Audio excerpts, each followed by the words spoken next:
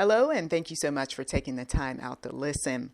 Today, I would like to just mention a way that I go about organizing my personal notes, diary entries, memoirs, as well as others, because some of you all know that seasonally I do coach, whether it's work from home coaching over the years I've done, or book coaching, but it's some form of coaching, okay?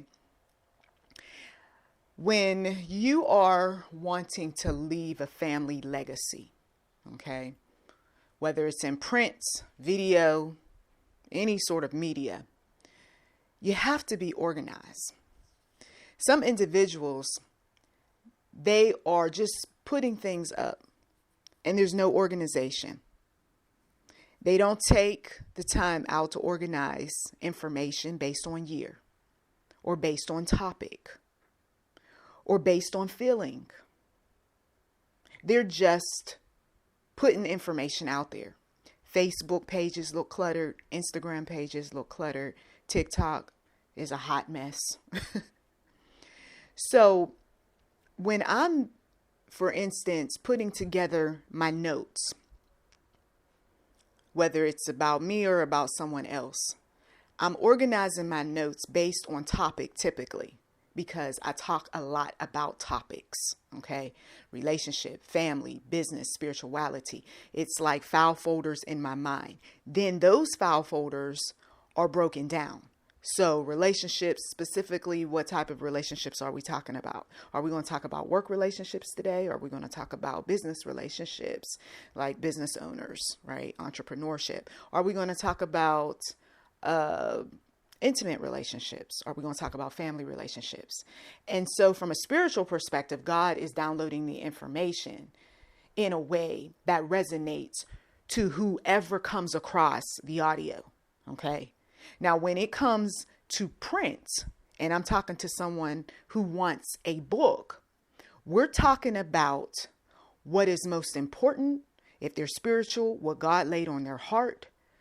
A lot of times it's about feeling, okay?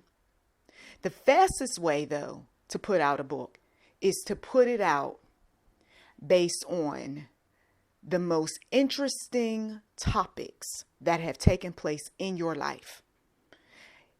When you go chronologically in organizing information by year, what happens is you tend to start dwelling on things that people are not interested in. Okay, God forbid any one of us pass away. They don't really care too much about how you folded your clothes, the lighting and the way it was set up, unless they're, going to school for interior design.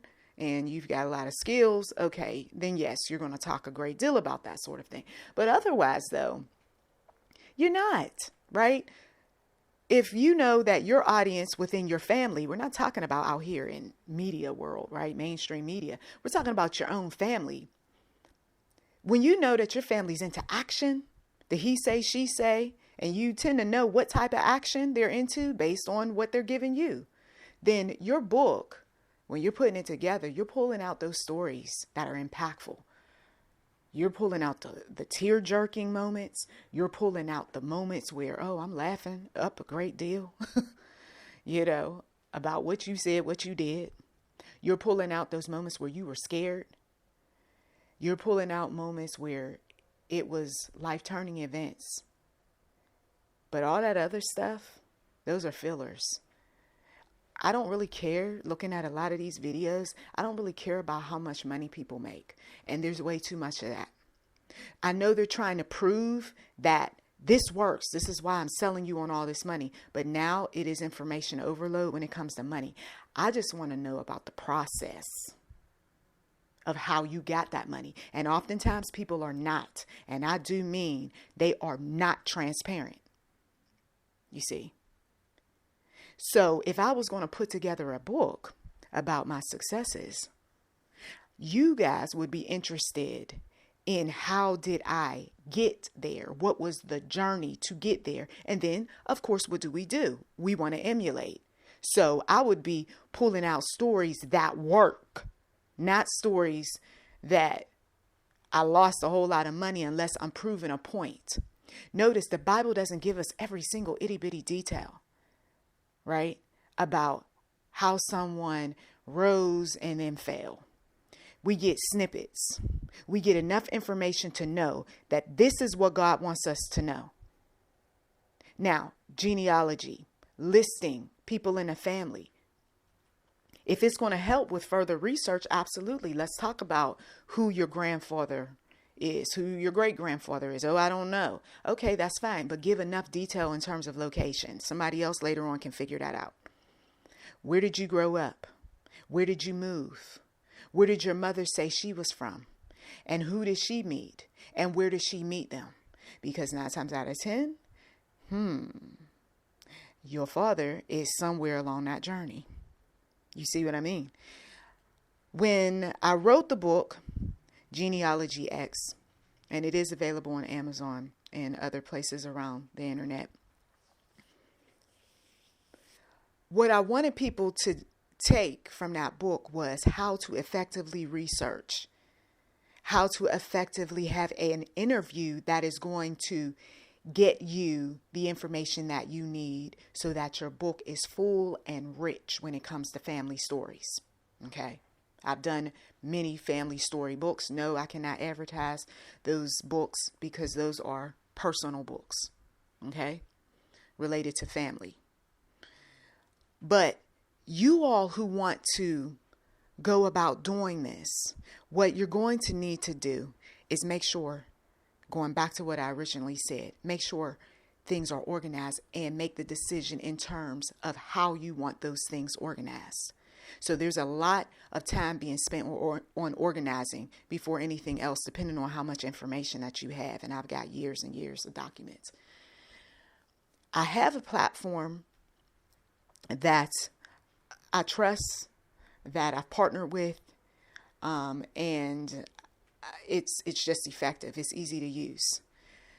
You want to learn more about it, click on the link in the description box, okay? Sign up. By signing up, you're helping out this channel. And when you start to see how this platform is used, how to go about navigating through the platform and so forth, then what you're going to do is start organizing the information on the computer. If you got a lot of things typed up, organize it in such a way so that when it's time for layout, you can just upload, lay out those things without no problem. Make sure you have your pictures organized. Because see, these things that happen along the way where people are not organized, it makes the process so much longer. And then we can see, those of us who know something about books, we can see where she dropped off. She got distracted. Matter of fact, a picture would have went really good right here. So where are the pictures? I mean, you got to have plenty of pictures when you're doing family books.